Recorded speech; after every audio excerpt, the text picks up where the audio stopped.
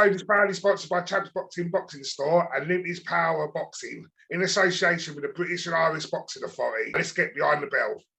Hello, everyone, and welcome to this week's episode Behind the Bell. As by ever, we're joined by Matt. Hi, Matt. How you doing, mate? How's it going, Lee? You all right, mate?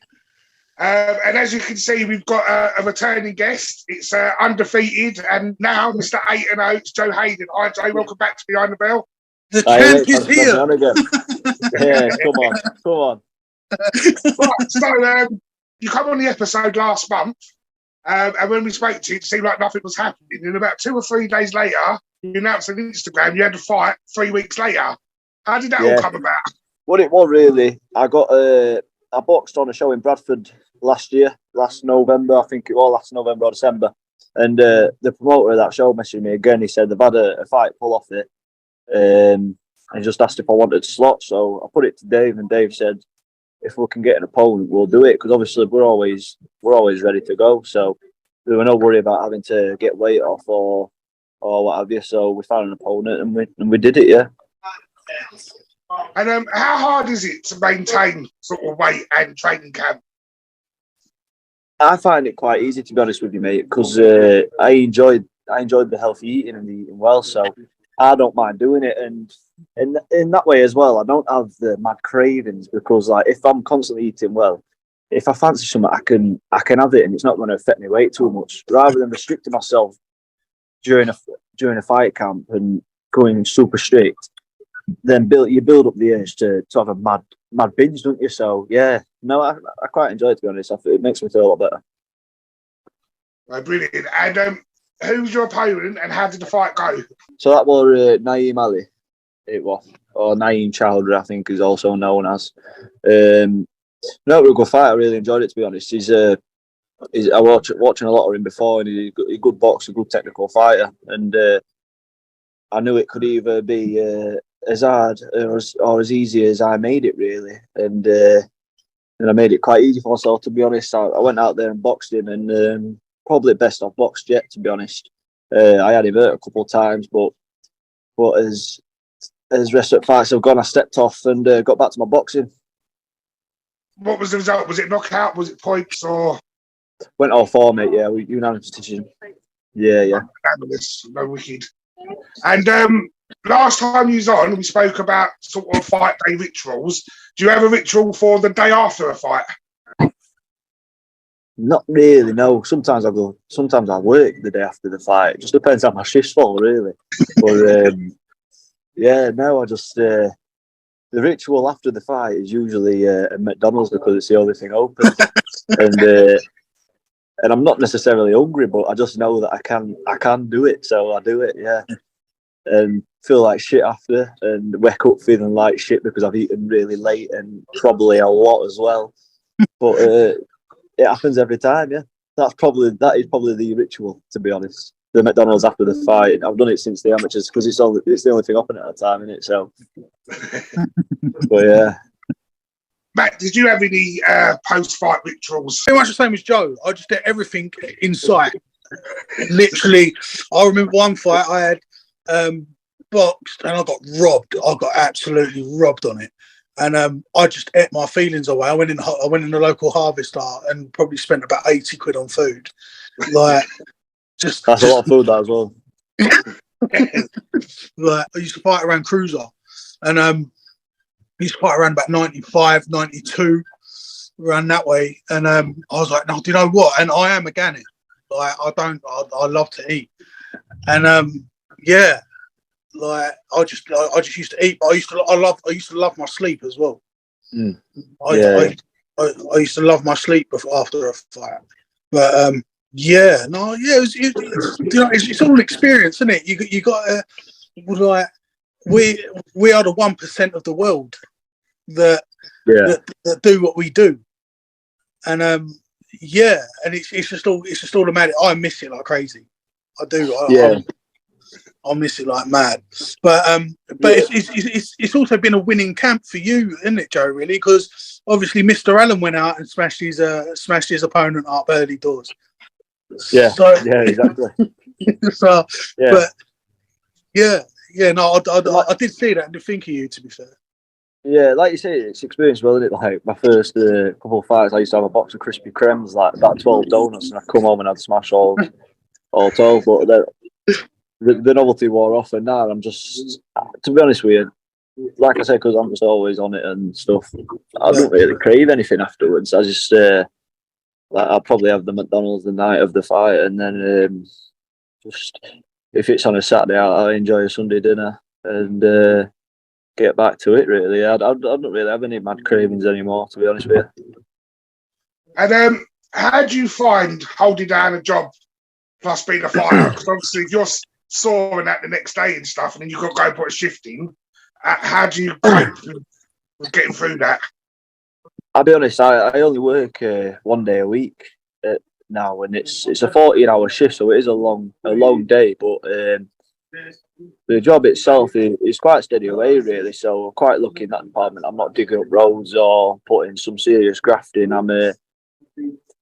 It's quite a chilled. I mean, it can when it goes tits up, it goes tits up where I work. But a lot of time, no, it's touch wood. It's all right, yeah. But it's just like you said, it's the sleep more than anything. Because obviously after a fight, you're not getting in till late, and then you're still buzzing with you, and you're full of adrenaline. So you're not getting to sleep till gone 3 o'clock probably, and then you're up at 5:30, 6 o'clock for work, and you've got a 14-hour shift. So you're knackered. That's the main thing, really. But the couple of times I've done it, I've probably still been pumped with adrenaline and been buzzing. I've not really felt the tiredness until the day after. It's took a knock-on effect on me. Yeah.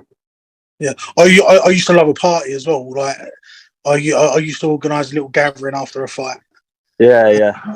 I don't drink, and I'm not really a big partier, to be honest. But no, I have a big food party. I haven't drunk for about 4 years, but I used to enjoy a little tipple after a fight. Have a week off, straight back in the gym. Yeah. That was my little thing. But so what's next for Joe Hayden? Just keep ticking over and wait for another fight date, really.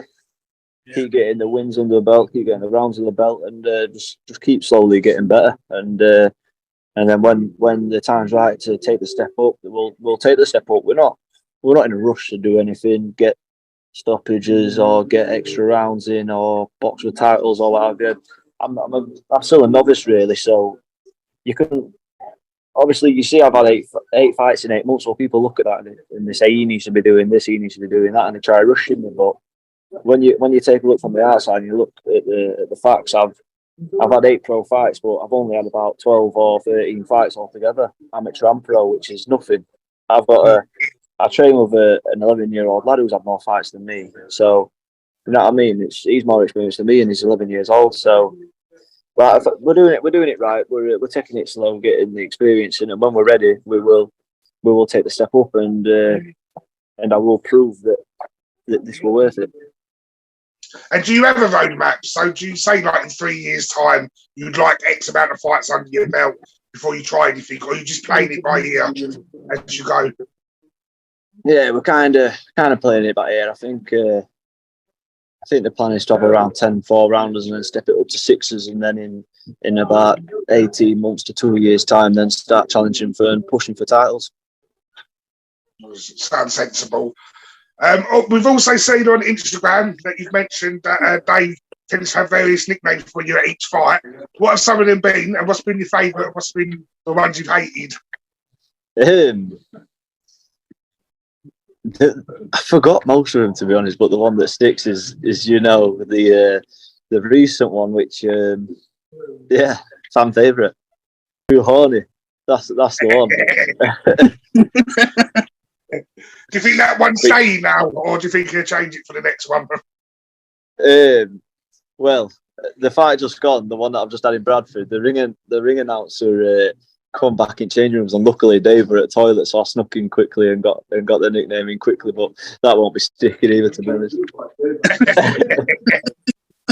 Torn, I had a bit of earache off that. As you can imagine, I got home and the missus were like, "What was that?" Too what? I'm not sure about that one. Who sponsors you? I've got my main sponsor, Straight Line, Richard Gilbert. He's the main man.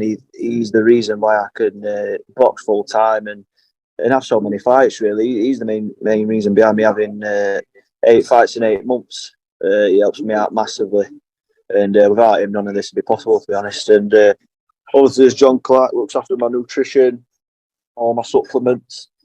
Watches of Whitby, their big sponsor, Indus, Indian restaurant. Yeah, I've got a few good. There's Goose Lane who sort me out, crack me up, and make sure that I'm in for MOT and stuff like that. Make sure I'm ticking over. But yeah, I've got some good sponsors on board, to be honest. And no, I'm really happy. I don't look for getting rid or adding to that. Really, I'm glad with the little team I've got going at the minute.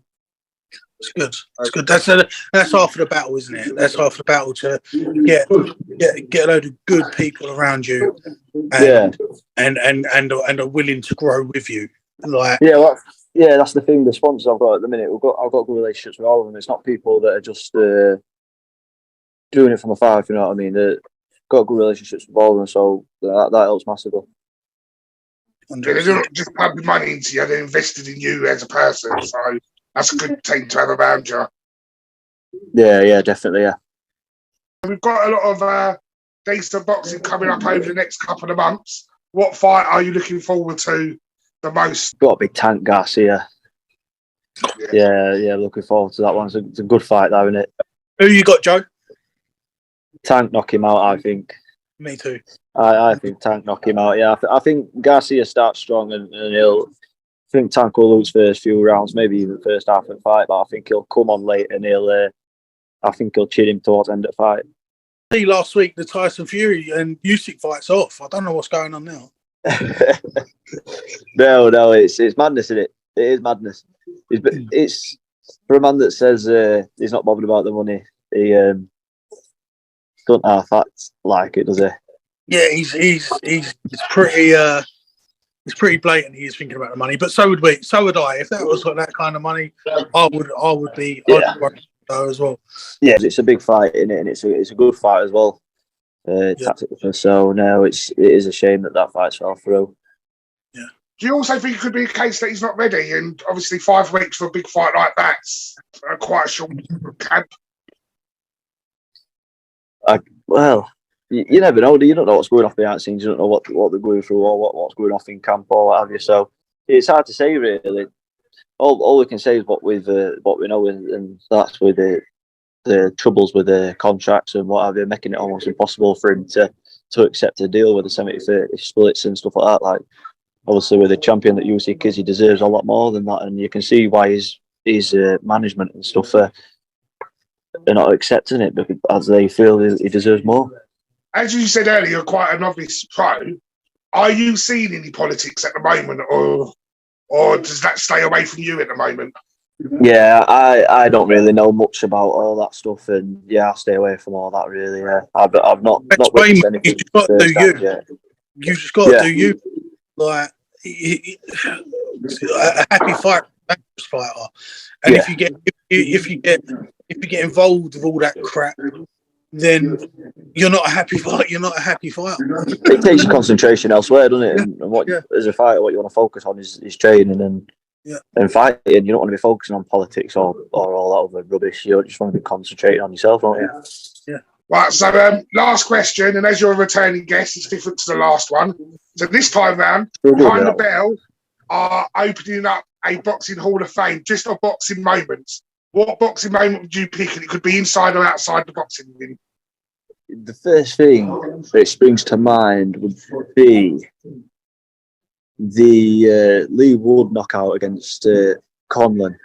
I feel like that was quite a big moment. And obviously, he was down on all scorecards and he pulls that out at bag. And unbelievable, really, weren't it? And watching it live as well, you think he lost that fight going into that last round, and then he does that, and you can never write him off, can you? Yeah. So Kelly from Checkmate and BIBA said the same thing. Yeah. And it was a scary situation because the way Michael went, it was very like, is he all right? Yeah. it looked quite dangerous. Yeah. Like, it looked quite severe. But Yeah. it was a great knockout. It was a great comeback from Leewood. You just can never write him off, can you? No. Like, even in the Lara fight, he just, you know how good he is. He was outboxed all that moment. Yeah, and look forward to watching the rematch of that as well, because obviously he's going to take a lot away from the first fight, and he'll come in even better. So no, it'll be a good rematch. Yeah, no, I agree. Well, Joe, thank you so much for joining us again. And once you have your next fight, please come back on and speak to us again. You're more than welcome. 100%, I'll be back. Yeah, definitely.